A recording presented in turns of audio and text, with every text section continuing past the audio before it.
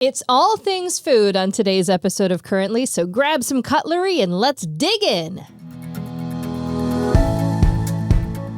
Welcome to Currently, where we cover some of the top local stories directly from the journalists who are covering them. I'm your host, Crystal Frost. Now, today's episode is super special because we are exploring the dynamic foodie scene right here in Northwest Michigan. So here to help us chew through this course by course, my favorite mealtime maven, which is weird to say, and partner in this podcast, head writer of the Traverse City Ticker, Beth Milligan. And for the first time on Currently, the wonderful Jillian Manning, editor of the Northern Express. Now, this podcast was recorded on Wednesday, April 30th, so things may change by the time you're watching or listening. Before we start, we have to thank our generous lead supporter, Golden-Fowler Home Furnishings. They are located on South Garfield Avenue in Traverse City. It's home fashion, elevated. Plus, we can't forget West Shore Bank. When you choose West Shore Bank, you're not just choosing a bank. You are choosing a partner that is committed to the well-being of our community. And you can visit them today on 8th Street or at westshorebank.com. And finally, the Coin Slot Arcade Bar in Traverse City, a chill hangout boasting a full bar of 200 plus rotating cans, drafts, shooters, and let's not forget pinball machines, all in a low-key settings.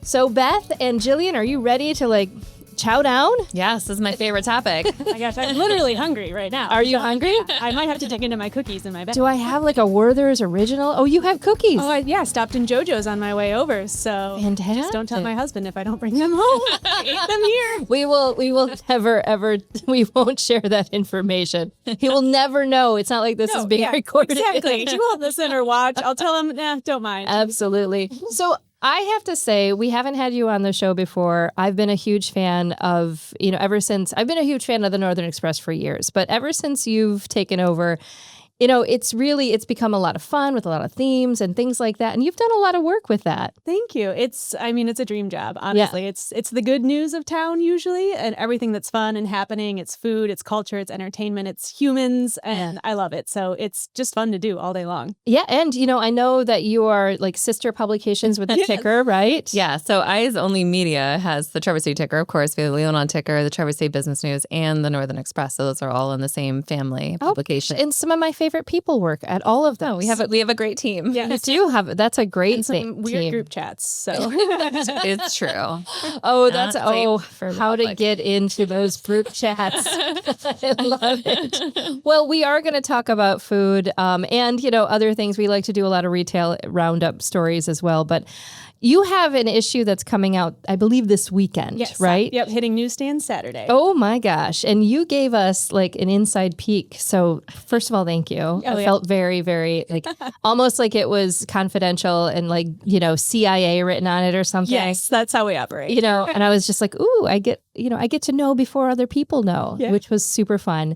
And the big story that is rolling out this week, it's your edition, is the most iconic eats in Northern Michigan. So every spring, that's part of the Spring Restaurant Guide, and we profile 5 amazing dishes around Northern Michigan and basically just write about why we love them, why you should go eat them. They might be kind of on the newer side. They might be 50, 60, 100 years old, but whatever they are, they're delicious. First of all, I have to ask, who gets to try all these dishes? Usually my husband, Craig Manning, another writer.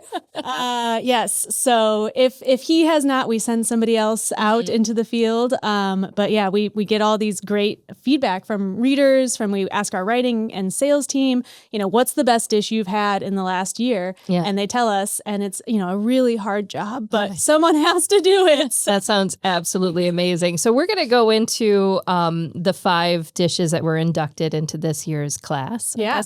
I would call it. But I have to take it back to when you started this. So if I'm not mistaken, it started in 2018, which feels like it was yesterday, but that was a while ago. Yeah. Why did you decide to do this? So we do these tastemakers in the top 10 of the paper, and it's always highlighting kind of a new local dish. And this time around, we were like, you know what? There are some legendary ones that everybody knows to get or thinks about. So how do we highlight those? And that sort of gave us that idea of those legendary, iconic eats. So we started with 5 in 2018, and we've done, every year just adding and adding to that. And for whatever reason, 2021 we didn't, but that's okay. I feel like we should just do 2 in 2025 then to make up for it. Yeah. But yes, we've got, I think, 34, 35 dishes over the course of the years. So if you need to eat in Northern Michigan, you go to the Iconic Eats list. Like how, so you said you talked to a sales team, you talked to some of the other writers, you talked to, maybe you get feedback from readers about, hey, you got to try this. And that's where you really get, that's where you say, okay, Craig, you get to go here. Exactly. Yeah. And we put it out, in the paper, we put it on social media, and we get, just amazing recommendations. And the ones that may not make it onto this list, we still might write up or go find out what the story is at that restaurant. So it's actually a great way for us to learn about places that we might not know about because we cover 13 counties. So we don't know every single restaurant across all of those, and I want to. So that's the way to find out. I mean, that's a lot of counties to cover, too. It is. Yeah. Yeah. I think that's something that I love about this issue is that, I think sometimes mistakenly, we do think that the foodie scene is only Traverse City, but this entire Northwest Michigan region has a robust culinary scene that you get to write about. Oh, absolutely. Yeah. And it makes it nice. I mean, because what's the best thing to do in the summer? Day trips. And then you kind of have an idea of where to start and where to go. And I plan my day trips around eating. There are other things in between, but that's why I'm going somewhere. I just plan my whole day around eating. Right, I don't know if that is... No, that's very normal. Okay. Because I thought you were going to say, what's the best thing to do in the winter? I'm like, eat. Eat, yeah. What's the best thing to do in the summer? Eat. Yeah, no, correct. You got it. Love it. Well, let's really dig into this edition here. And I'd love to hear about the inductees. I don't know. Should we talk about the veterans, the past classes, and maybe some of the, because I asked you, the gobbler from Mary's Kitchen Port has to be on there, right? Yes. And indeed, in 2020, I remember this one vividly because we couldn't go out to eat at the time we were making this list. So we picked up a gobbler, probably like 3 at Mary's Kitchen Port, brought it home. The picture's like on our dining room table that we had to take. It was that time of the world. But yes, they obviously, and we tried to get the recipe for the bread. We couldn't quite because we know that's the magic piece. That bread. Yes. Especially now. If you're listening, there are many people very interested in this bread recipe before it goes away. And I know, Beth, one of your favorite, I think it's the cheese shanty. You have a favorite. Did that make the list? Which sandwich is your favorite? I think it's the North Bar. Let's see, what do we have? I think it was... Let me check. We have North Shore. North Shore. That's it. Okay. Yes. Yeah. That's my go-to. That was that's a go-to. 2019 pick. Yes. Wow. So good. Yeah. And if we can transition to this year, one of my other top 3 is on the list this year for sandwiches. I just saw it and I was like, so I could let Jillian talk about that, but I was excited. That's fantastic. So yes, and you can find like the former issues, and if you're really curious like me and you want to know, okay, who's already on this list? It's like the Food Hall of Fame for Northwest Michigan, and you want to know who these inductees are. But let's start with this year. I'm surprised, to be honest with you, that Don's Drive-In's vanilla milkshake wasn't on the list before. I know. We were shocked too. I mean, it's like a classic, right? Yeah. And literally USA Today has it as, I think it was in 2019, the best milkshake in the state of Michigan. Wow. So we're behind the times on that. I mean, we know it, but what's better than a milkshake after you've gone maybe played around at putt-putt golf at Pirates Cove? That's like, that was a classic childhood experience for me. So, so that was one that, when somebody recommended that, we were like, oh my gosh, of course. Yeah. That needs to be on there. How has that not been on there? Don't you sometimes feel like we just take these things for granted too? Exactly. You're always going to have Don's Drive-In. You're always going to have the milkshake.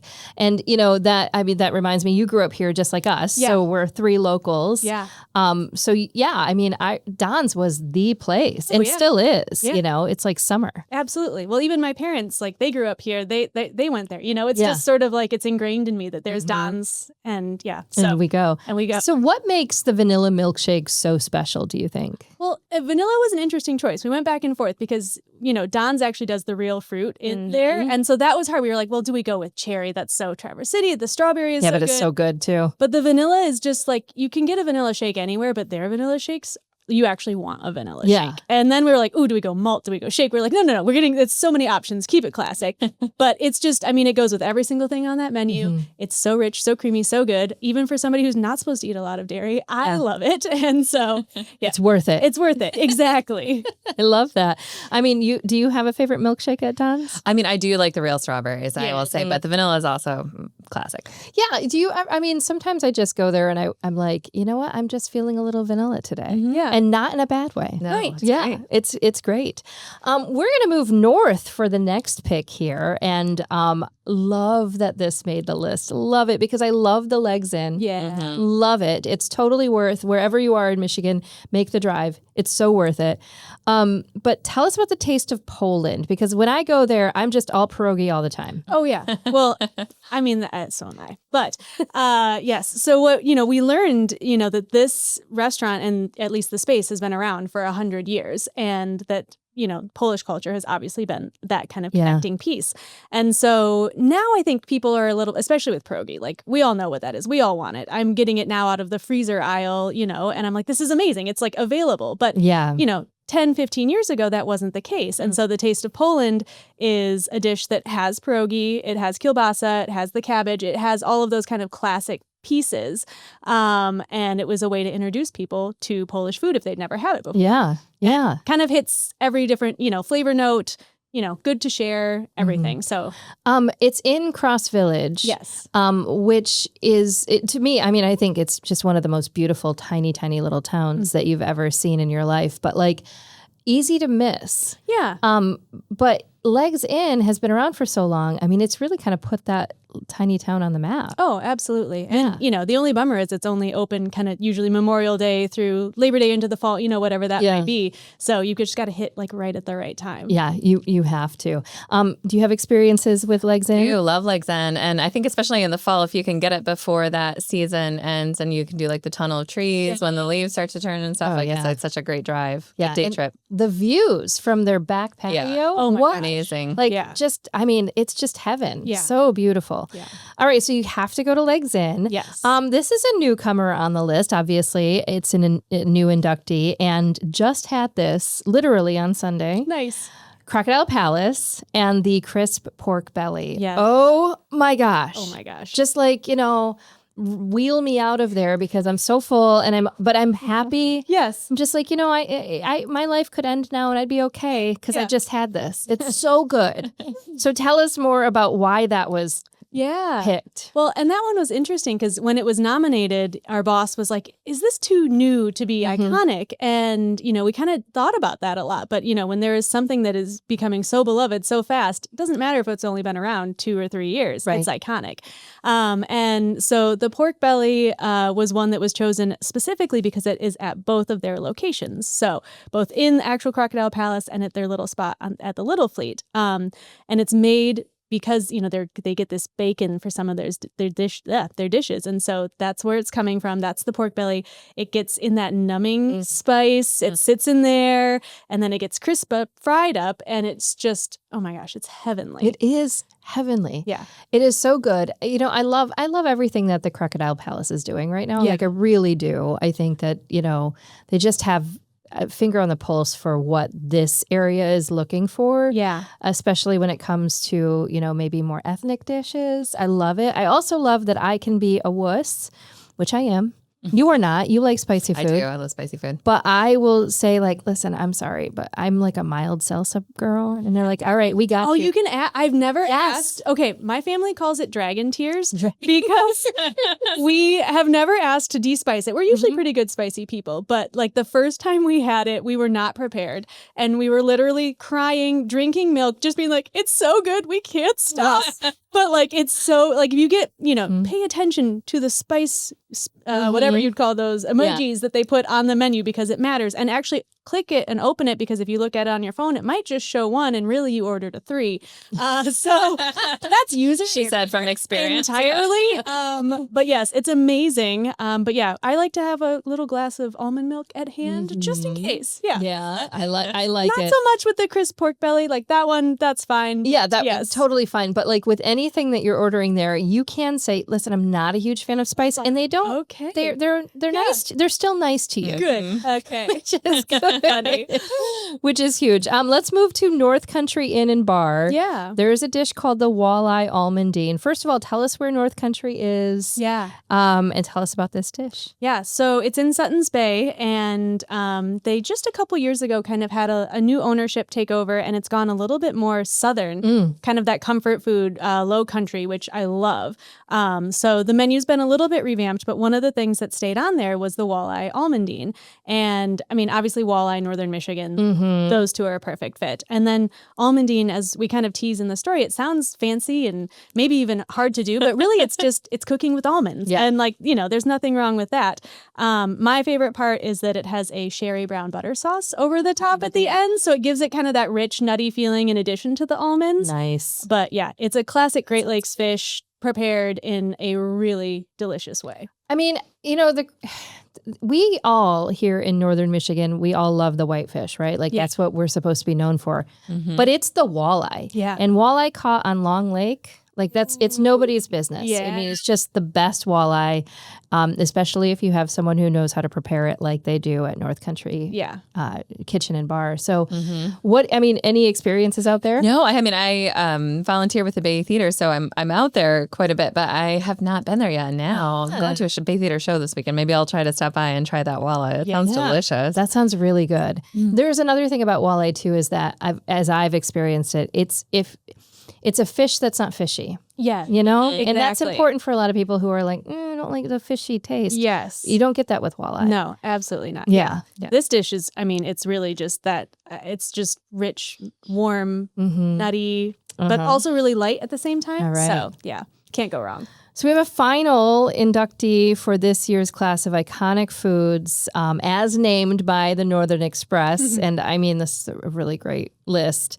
We're going to finish up with Folgarelli's Market and Wine Shop, and they have a sandwich called the Godfather. Which must be... Yes, it's, again, along with the Gobbler and Village Cheese Standy, the Godfather is my favorite sandwich in Traverse City. Those are my top 3. This wasn't even the one who recommended it. What? No. So. That is a sandwich. That is a... Yes. It's a commitment. And there's a commitment. It's big. thick. Everything I think at Folgarelli's, though, is bigger. Oh, yeah. So you're like, I'm going to have this for lunch and dinner. Yeah. Yes, like Which 2 is meals good. easily, for sure. But why is the Godfather so special?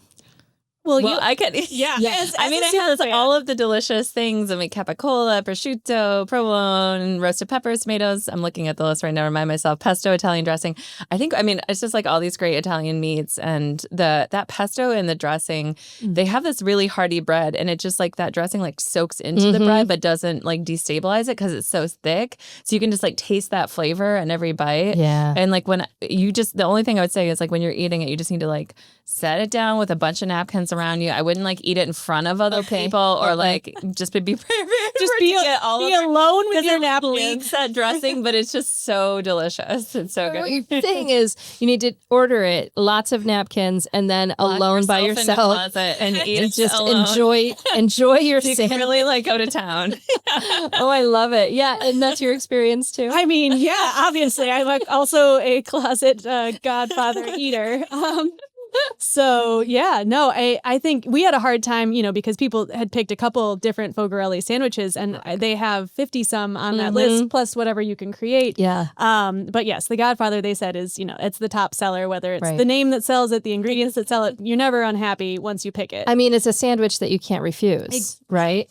Nice. Yeah. Thank you. Thank you so much. You can do like a little accent in there. I'll give you bonus points. You gotta come to the Folgarelli's. Don't ever ask me to do it.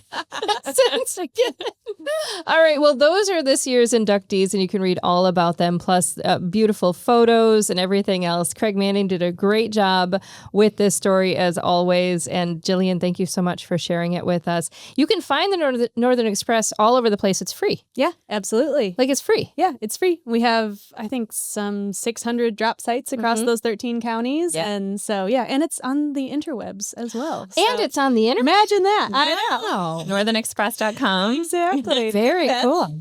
I love that. Lots of good stuff to read in the Northern Express as well. But please check out Iconic Eats. It's so worth it. And I've just literally like laid out maybe my next 3 weeks of eating. Yeah. Okay. Just great. Right there. Coming up, the courses continue as we serve up the latest news about restaurants, food, and culinary masterpieces right here in Northwest Michigan. But first, a word for our lead sponsor, Golden-Fowler Home Furnishings. So I've been telling you a bit about how Golden-Fowler is having this massive sale through the month of April. They are actually going to be ending the sale this weekend. Okay. So Saturday is the last day. And You have to get, I'm sorry, you have to get there. It's a Smith Brothers anniversary sale. It means unbeatable deals. You don't have to hate your furniture. It's all through the month of April through Saturday. Okay. So when you buy 2 pieces of Smith Brothers furniture, you get the third piece for $98. $98. That's the year I graduated high school, guys. And it's only $98. So if you are looking around your house and you're feeling like your current furniture is just less than satisfying, it's drab, it's old, you hate it. Or if you're just, in the mood for something new, look no further than Golden-Fowler Home Furnishings. You have until this weekend to take advantage of the Smith Brothers sale. It's just the best sale of the year. It's the best prices of the year.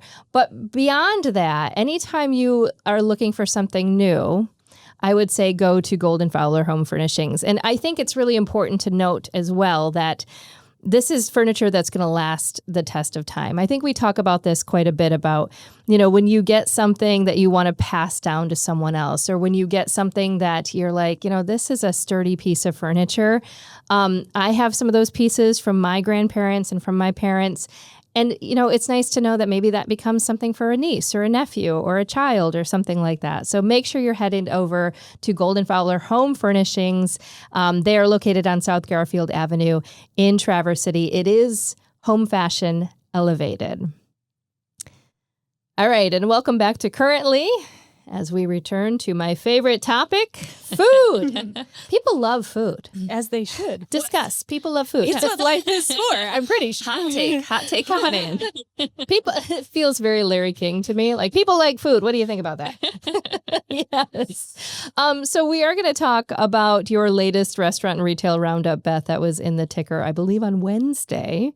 And one of the things I really want to talk about with this is that Taco Bell is moving, but that's not all that's happening. Taco Bell is not going anywhere other than moving locations, right? Yes. And, you have tons of other restaurant moves. Tell us all about it. Sure. So this is our Tuesday roundup. Thank you. No, it's okay.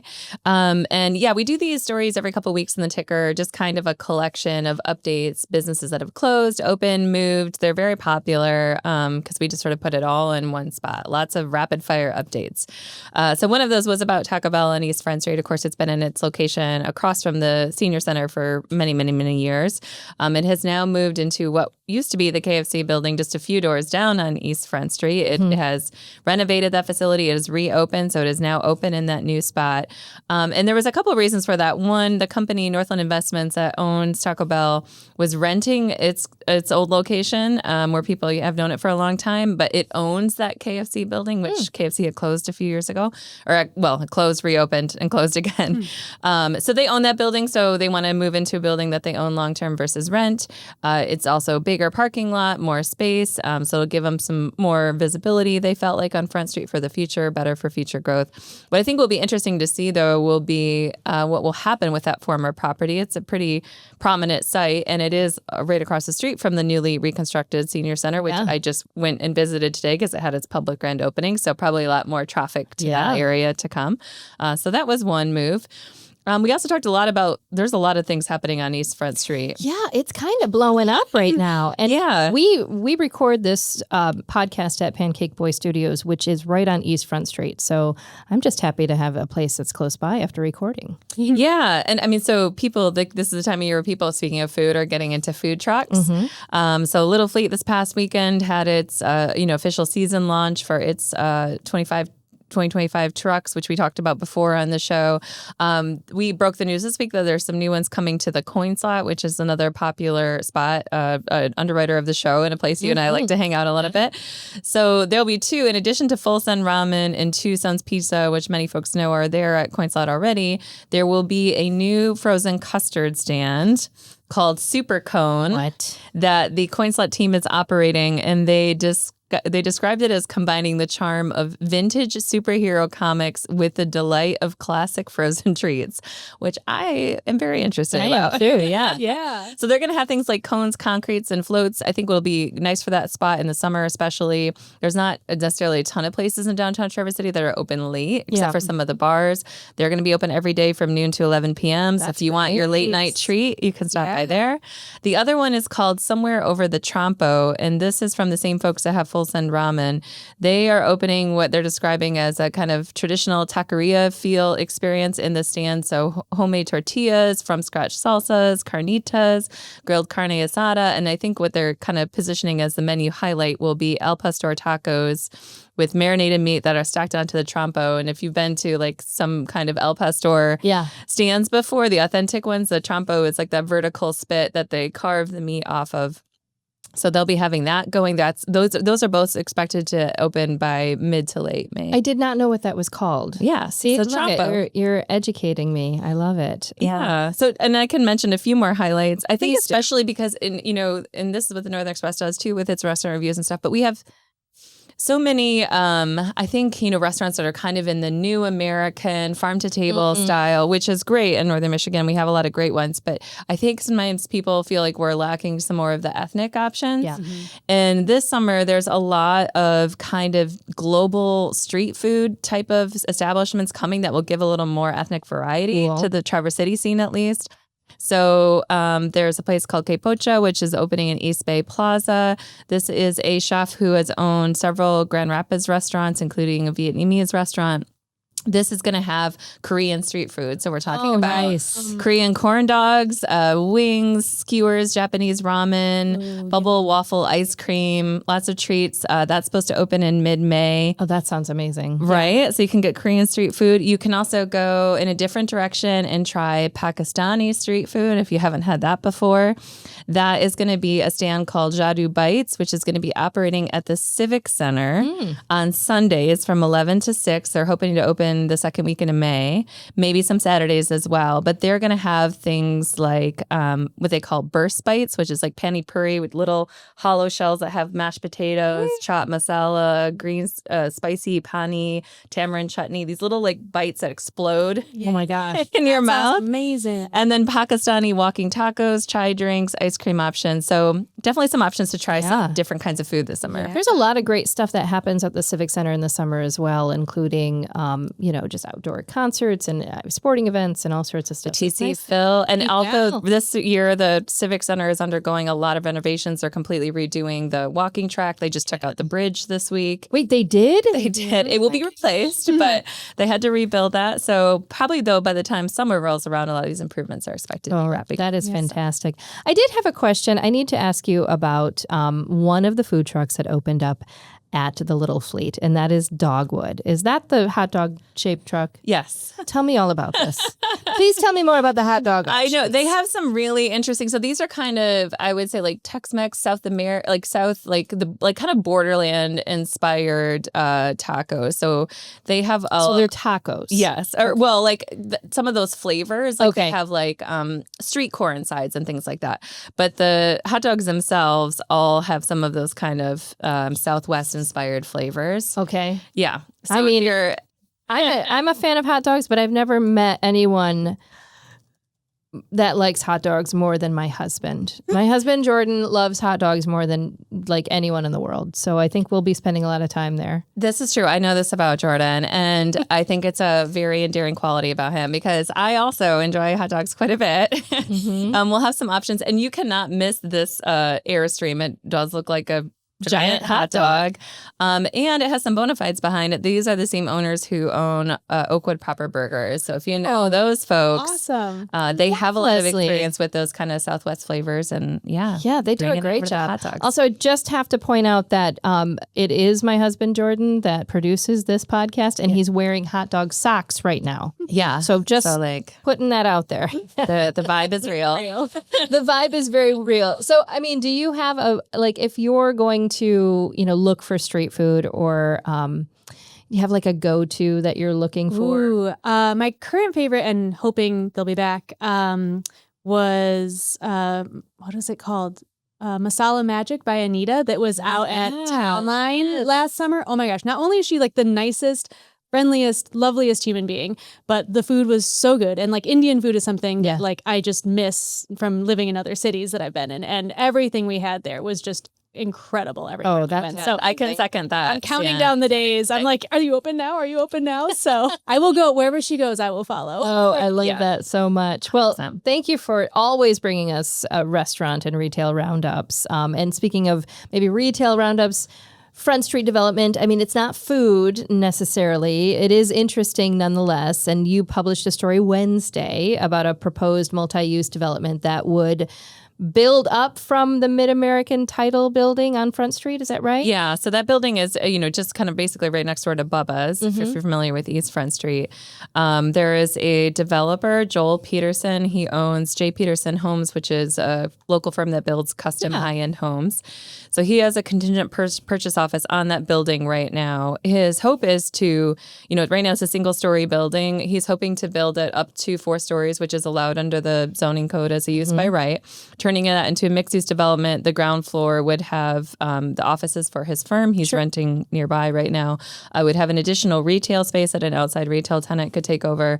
And then the upper floors would be 4 luxury condominiums, large units, potentially with some nice amenities like a rooftop pool, gym, parking, looking into some of those amenities. What's interesting about this project is because the type of clientele he's hoping to bring in for the units is so high end, the front of that building facing Front Street looks directly onto a stretch of city property across the street. This is kind of, again, if you're familiar with a corridor, it's kind of it's a little bit of an overgrown lot between the city lift station and the Honor Bank building. Yeah, I'd call it scraggly. And we should have a picture in the article that I think would substantiate that. It's scraggly. That is the direct view shed for his building. Now, obviously, he doesn't own that property. It's city property across the street. So what he has decided to do is offered the city to pay for renovating that land and turning it into what he calls a pocket park. So there are a lot of diseased and or dying or dead trees in that site. He paid for a certified arborist to assess that site. And he is proposing to fully fund the improvements for that park, which could be over 6 figures, including things like benches, new landscaping, taking out some of the hazardous or dead trees, planting new native species, and building a overlook deck onto the Boardman River that would also look onto Grand Traverse Bay beyond. Wow. I've seen the comment section data of the story, so there's been some interesting feedback about it. He feels like that view shed is so important that if for some reason the city said no to his offer to pay for improvements to the park, he doesn't know if he would move forward with the building project. Wow. What I would say is they're really 2 separate things. Again, he could build, some people are a little bit saturated with the number of luxury condos we have in Traverse City and want to see affordable housing. Maybe probably not going to happen on Front Street given the price of land. He can do the building project, part of this project, without any city commission approval. This is a use by right. And I think we will see, in fact, I talked to the DDA and some other organizations. This is something, whether people like it or not, is likely going to come to downtown. We're already seeing more and more business owners renovate their upper floors for either other businesses or Airbnbs or term rentals. There's a lot of those 1- and 2-story buildings have the zoning to go up to 4, and you're probably going to start seeing that happen more and more just because there's such little land available downtown, and the only way to maximize is to go up. So that he can do regardless of whether the city says yes. He can just do it. You can do it, and if he doesn't do it, someone else could buy that building and do it.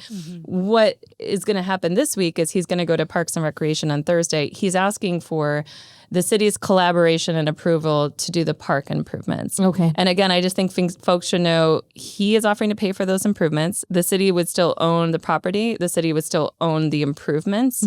And the city has the final say over what is removed for trees, what improvements happen. They will be directly overseeing the construction. He would just fund it through an agreement on the back end. Seems like a pretty good deal for the city. He wants it to be a win-win, and he wants it to be collaborative. I think, I saw some comments that people were maybe suspicious of his motives or felt like it was a little bit of, trying to strong-arm the city into do it for his building project. But again, he could do that building project either way.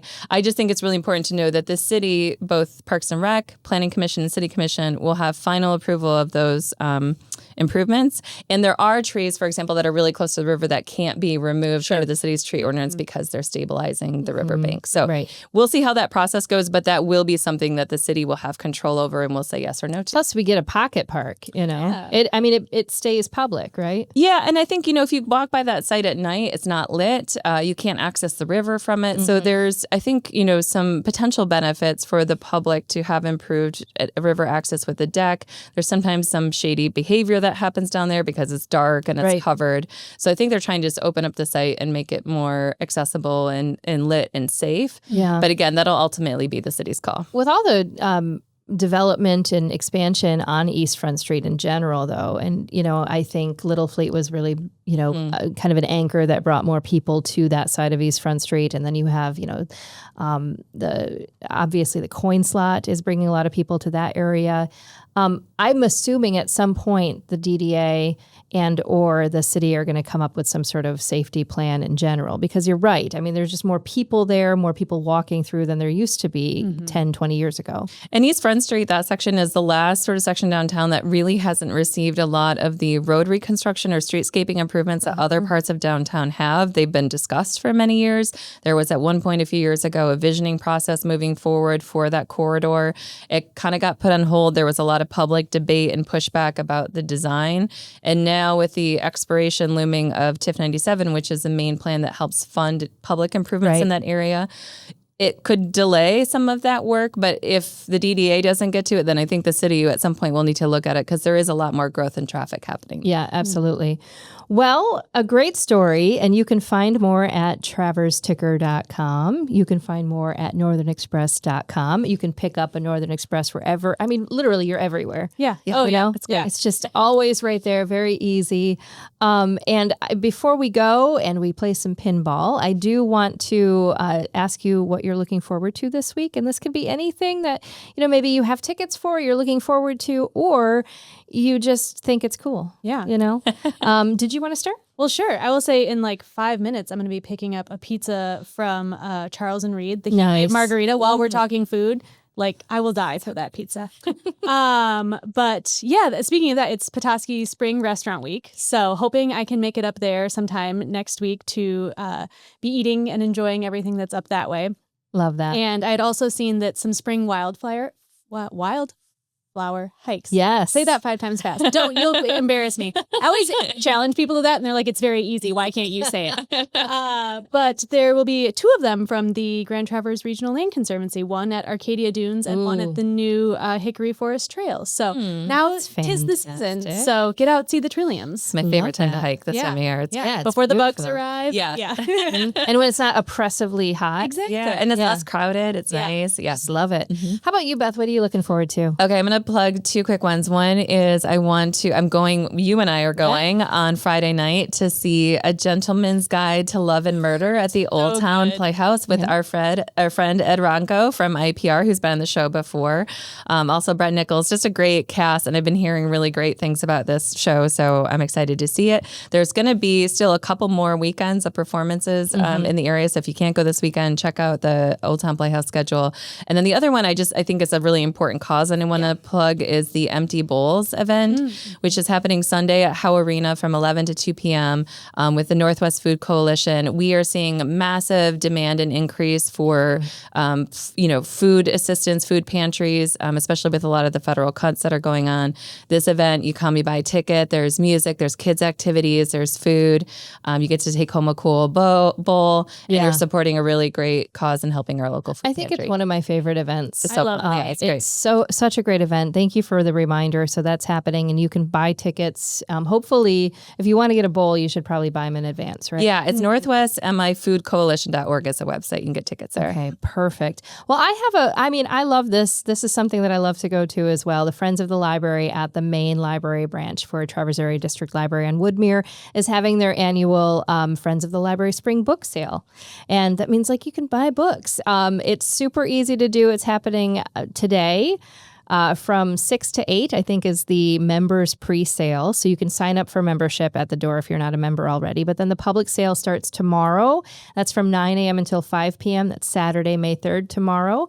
And then Sunday on the 4th, it's another public sale, $5 bag sale. So this is awesome. Noon to 4:30. They have hardcover books for, $4, paperbacks for $2. You get half off if you're a friend of the library all weekend. So, it's a great way to stock up on your books, and it's a great cause too. Absolutely. We love the library.